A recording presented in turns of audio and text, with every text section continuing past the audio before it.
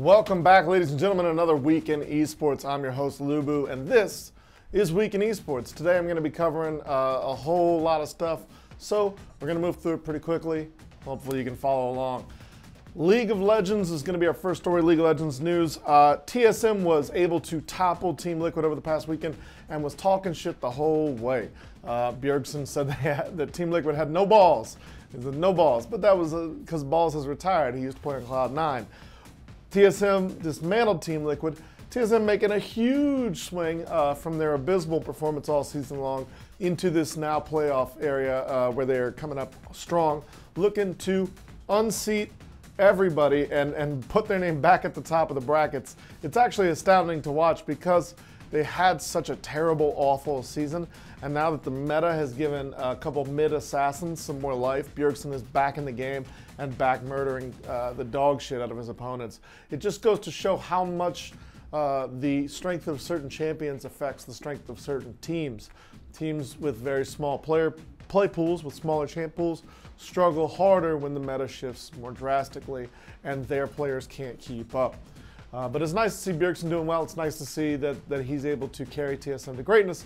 Cloud9 is not about to give up, though. Reaper was on Twitter saying that he's going to do what Team Liquid didn't have the cojones to do, which I think is really funny because pretty much everyone's coming out the woodwork to talk about how Team Liquid ain't got no balls. Like, everybody's talking about their balls. But they are all coming out. This is going to be a huge match coming up, Cloud9 versus TSM. It's going to be one of those big ones on the streams. A lot of viewers. It's going to be really interesting to watch. It's going to be really exciting. I don't even know what Cloud9's roster is going to look like, but I'm looking forward to this match. It seems like there's a lot of heat coming up into these teams, a strong rivalry coming out of these teams. So we're going to see some really great League of Legends, I hope, and that's coming up this coming weekend, TSM and Cloud9. Shout out to Team Liquid. You have very small, pequeño cojones. You have like little boysenberries or something, little blueberries. I don't know. Everybody's talking shit about your balls, man. Do something. Team Liquid, you're looking rough. DOTA2 was the next big thing. The International League wrapped up this past weekend on Saturday. Holy shit, that was good. That was amazing. OG killed it. Team OG came out the woodwork. They were like the 15th seed out of 16 teams, and they had an insane run. They met up against Paris Saint Germain LGD in the finals. It was a bonkers set of 5. They went all the way to 5 games. First time they've gone to 5 games since 2013. Second time ever in the International that they've ever had a best of 5, or they've ever had 5 games in the best of 5. And the matches were bonkers. The double Phantom Lancer, one on each side mirror match was nuts. There was just so much going on in that game. There was absolutely so much going on in the game, and it was insane. If you did not watch it, you owe it to yourself as a fan of esports to go watch it. It doesn't matter if you're a League of Legends player or a Street Fighter player, you should go watch this because those matches were bonkers. Those kids played for a $25 million pot. The winning team took $11 million home, which is really crazy. And honestly, Team OG is a very small organization. They only have this Dota team, and they just came out the woodwork and stomped ass left and right. It was just so good. It was good to watch, and it was good to hear the craziness of the crowd, and the viewership was insane. It was just great. It was awesome. DOTA2 International. That was great. We got a whole year before the next one. Go be a fan of Team OG. Hopefully they stay together and continue to be a team after this.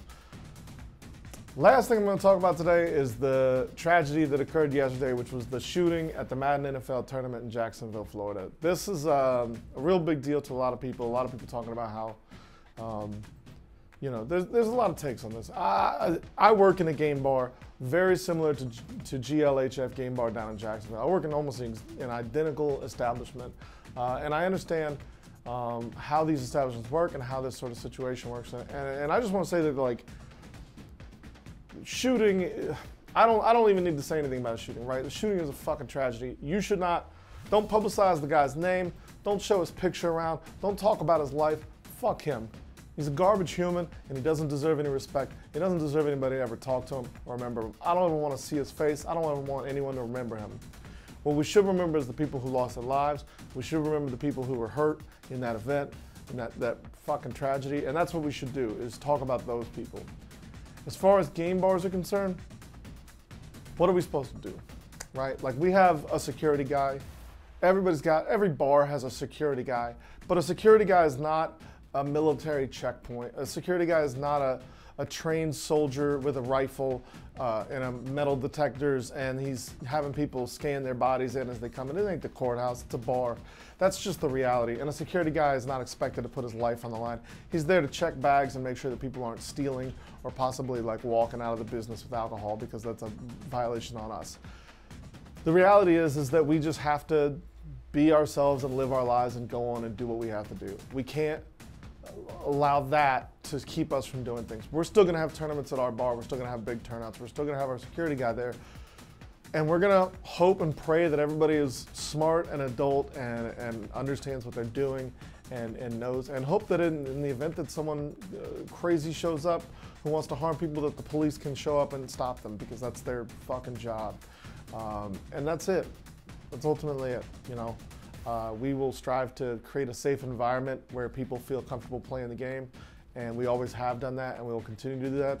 I hope that GLHF can get back on their feet, and I hope the community rallies and really put something out there to show that they won't let this piece of shit garbage who died a coward doesn't fucking stop them from being great people. And that's all I gotta say about that. That's all for this week in esports. My name is Lubu. You can find me on Twitter at chef_LU_BU. If you have comments, concerns, suggestions, if you want to talk about this, feel free to hit me up on Twitter or wherever you can find me. I'll see you next week for next week's Week in Esports.